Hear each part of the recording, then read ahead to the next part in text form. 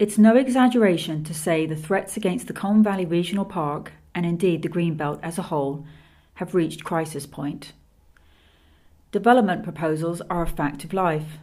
Some are entirely positive projects that bring obvious benefits, while others most certainly are not. Here at the Colne Valley Regional Park, we have noticed an alarming increase in speculative, commercially driven projects that are completely unsuitable in the Greenbelt. Despite political support for making use of brownfield sites, they are normally post-industrial and need cleaning up before anything can be built on them. That can be expensive, which is why many developers prefer to make a case for building on the Greenbelt instead. There has been a tendency among planners to view proposals as one-offs rather than looking at their cumulative impact on the character of a wider region. This is particularly true of the Colne Valley, which straddles several different local authority areas. The result risks a kind of death by 1,000 cuts.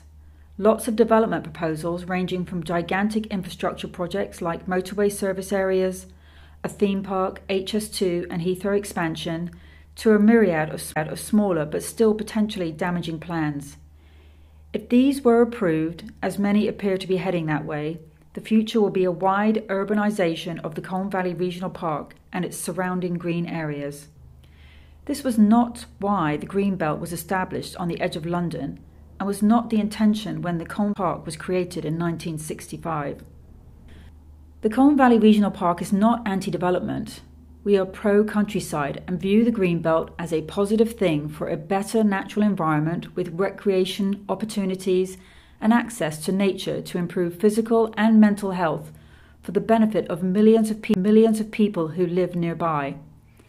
We aim to ensure the park thrives as a place for recreation, agriculture and wildlife, whilst playing its part to combat climate change.